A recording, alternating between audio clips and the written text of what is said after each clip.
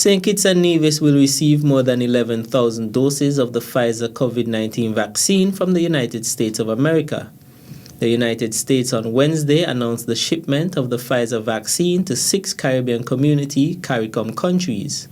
According to an official statement sent to the Caribbean Media Corporation, Washington says the 6 CARICOM countries to receive the first shipment of the vaccines are St. Kitts and Nevis, Trinidad and Tobago, the Bahamas, Antigua and Barbuda, Barbados, and St. Vincent and the Grenadines. St. Kitts and Nevis will receive 11,700 doses of the Pfizer vaccine, Trinidad and Tobago 305,370, Bahamas 397,000, Antigua and Barbuda 17,550, Barbados 70,200, and St. Vincent and the Grenadines 35,100 doses of the Pfizer COVID-19 vaccine.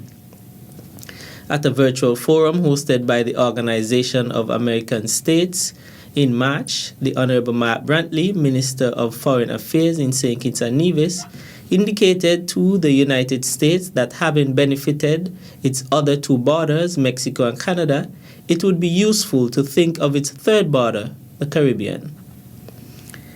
The Ministry of Agriculture, Fisheries and Marine Resources is currently researching the Sargassum seaweed for fertilizer use and animal feed. Director of Marine Resources, Dr. Mark Williams, says satellite imagery has shown that the sargassum within the Caribbean right now is coming from the sea between Brazil and West Africa. He says most of the sargassum that is in the Federation is a result of the increases in atmospheric temperatures as well as nutrient enrichment in the ocean. Dr. Williams says prior to 2012, sargassum acted like a fish aggregating device, and fishers used it to catch mahi-mahi, skipjacks, and other pelagics. However, since 2012, the sargassum seaweed has been coming in a large abundance, which has prevented fishers from going to fish as well as creating a lot of health issues for the communities on the Atlantic. The affected communities include Gingerland, Brickhill, New River and Newcastle in Nevis, and Frigate Bay, Keys, Keon, Tabernacle, Sadlers, Parsons Ground, and Dieppe Bay in St. Kitts. Globally, the sargassum is being used for clothing apparel and medicine, and that many Asian countries use the seaweed to make vitamins and minerals, as well as prepare seaweed dishes. Dr. Williams is, however, advising people in the Federation to refrain from using the seaweed as food because it is high in arsenic. In related news, on Wednesday, August 11th, we caught up with President of the Indian Castle Fisherfolk Association, Mackie Moore, who explained some of the issues fishers in that community are facing as a result of the influx of sargassum.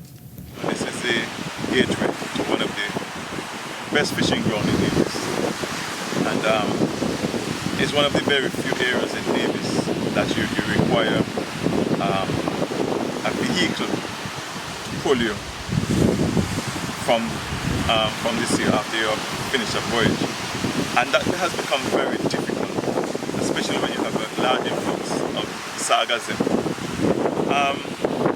The other problem is compounded by the fact that you plan your fishing trips and you're coming down here maybe in the afternoon before, and then it's okay, it's all good for me to go fishing tomorrow. Lo and behold, when you're coming in the morning, you have a sea of sargassum. So that trip, you cannot plan too far ahead since we have the influx of sargassum. It's difficult for boaters like those boats here. It's difficult for those who ply the trade from the shore. If you factor in the difficulty getting to sea, the risk of getting caught in the sargassum, the safety issue because the sargassum make the area around the shore very dark, and which is a ground for sharks and all that. So it's difficult on many levels. Moore also disclosed that the abundance of sargassum has also affected the association's fledgling sea moss industry, resulting in the loss of 3 plots. He, however, noted that the Nevis Island administration has provided assistance to alleviate the problem. In recent times, in fact, maybe last month, I think that was the worst I've seen in Sargassum. And so we were acting on advice that we get the best way to deal with Sargassum is to wait it out. But while we wait it out, it was again negatively affecting the livelihood of the officials. So to expedite things, we got the government involved in the way of backhoes and excavators, and that is the result.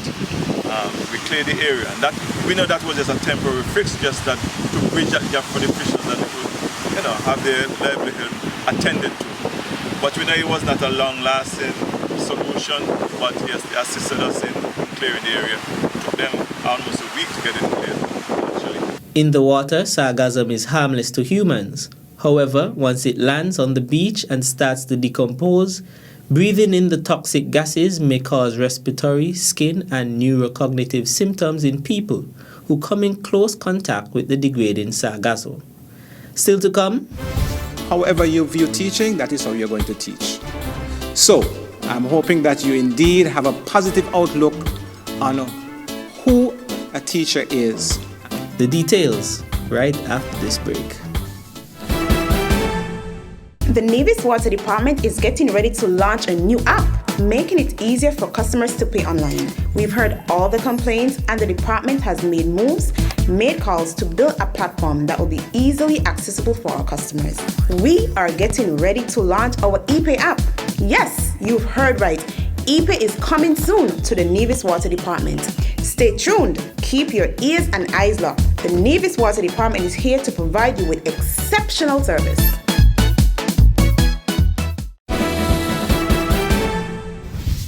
Welcome back. Permanent Secretary Kevin Barrett has assured the participants of the 2021 Prospective Teachers course that the Ministry of Education will continue to invest in their professional development. Mr. Barrett was at the time addressing the closing ceremony of the 2-week training program. When you work for anybody, you would want to know that they have your best interests at heart. And so from our end, we would give you as much support as we could. Training is going to continue. You are going to be afforded opportunities where you could have refresher courses, where you could have additional courses, and all of these things.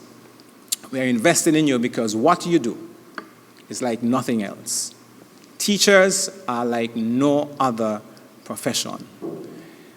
We shape things not only locally, but regionally and internationally.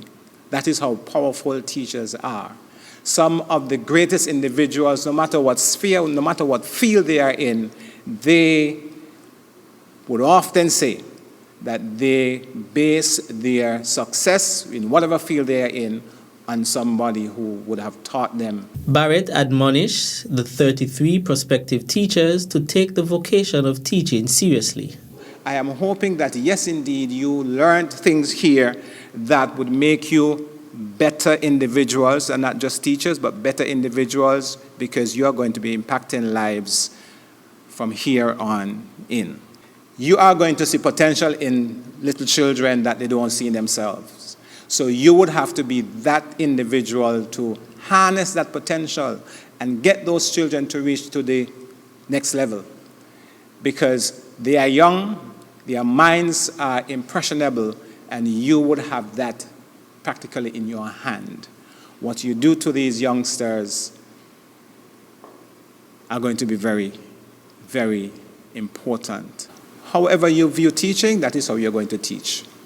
So, I'm hoping that you indeed have a positive outlook on who a teacher is and what a teacher does, and you would make sure that you do your best, your very best, to bring out the very best in all who you come into contact with as students. Permanent Secretary in the Ministry of Education, Kevin Barrett.